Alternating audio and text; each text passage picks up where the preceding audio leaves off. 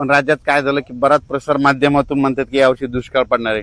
नमस्कार, मी पंजाब डक. आज आहे 4 जून 2026. शेतामध्ये तर या ठिकाणाहून शेतकऱ्याला एक अंदाज जाणार आहे. आजच्या कंप्लीट 4-5-6 म्हणजे 4 दिवस पाऊस राहिलेला आहे. ज्यांची कामं असेल तर तुम्ही रोटायटर करून घ्या. राज्यामध्ये मात्र मी पहिल्यापासूनच म्हटलं होतं 7 ते 14 मध्ये राज्यात मान्सूनचा पाऊस येणार आहे.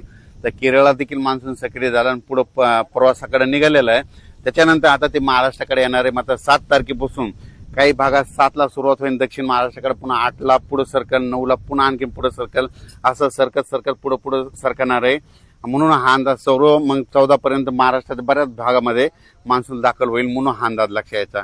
म्हणजे सांगायचं झालं तर 7 तारखेपासून ते 14 तारखेपर्यंत राज्यात बऱ्याच भागामध्ये मान्सून व्यापलेला दिसेल.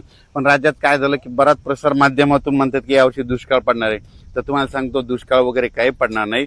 पाऊस थोडाफार कमी राहील, पिकं चांगले येतील. मात्र परतीचा पाऊस धुमाकूळ घालणार आहे. त्याच्यामुळे दोन्ही पिकं येणार आहे, रब्बी येणार आहे आणि खरीप पण येणार आहे. त्याच्यामुळे ही शेतकऱ्यासाठी सर्वप्रथम आनंदाची बातमी. पण काय झालं, बऱ्याच प्रसार माध्यमातून म्हणतात की दुष्काळच पडणार आहे. तर तुम्हाला हे सांगत असताना सांगू इच्छितो, यावर्षी पावसाचं जेमतेम सरासरीचं प्रमाण सांगतो कसं पडणार आहे. जूनमध्ये थोडाफार कमी पडेल, पेरण्या होतील, म्हणजे पेरण्या 2 टप्प्यात होतील. एक होतील 7 ते 14 मध्ये होतील आणि नंतर काय होईल 20 ते 30च्या दरम्यान एक पेरणीचा टप्पा राहील. आणि त्याच्यामधून जर काही शेतकरी कोणाची वापसा नसली उरली तर मग 10 जुलै ते 15 जुलैमध्ये तिसरा टप्पा राहील.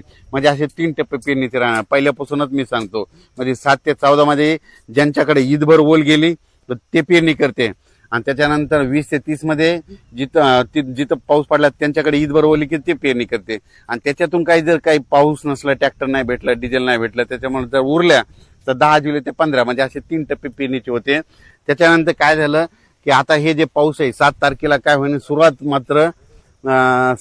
मात्र इकडून दक्षिण महाराष्ट्राकडून होईल. म्हणजे कोल्हापूर जिल्हा, सातारा जिल्हा, पुणे जिल्हा, त्याच्यानंतर इकडं अहिल्यानगर जिल्हा, बीड जिल्हा, धाराशिव जिल्हा, लातूर जिल्हा, परभणी जिल्हा, नांदेड जिल्हा, ह्या पट्ट्यामध्ये काय होईल, दक्षिण भागाकडून यावेळेस पाऊस येणार आहे.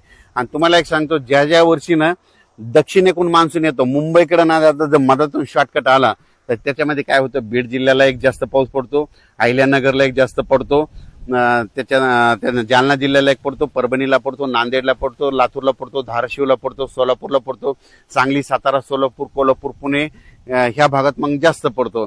पण हे जे पाऊस जर मुंबईकडून तिकडे गेला तर मग ते काय होतं, उत्तर महाराष्ट्राकडे जास्त पडतो.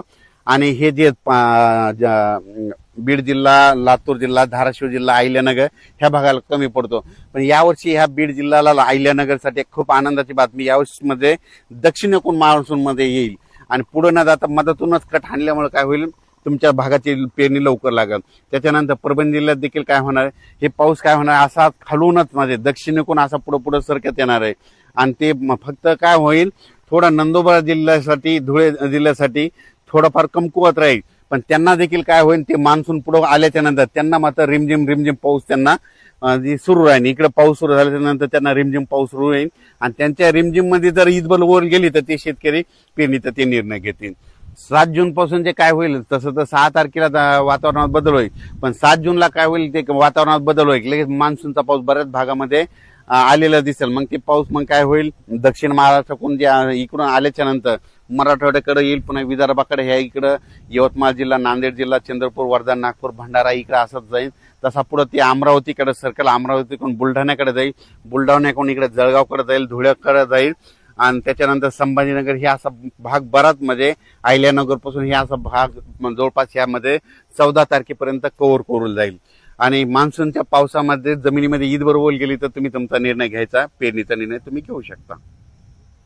अचानक वातावरण बदललं तर उद्या एक लगेच मेसेज दिला जाईल. धन्यवाद.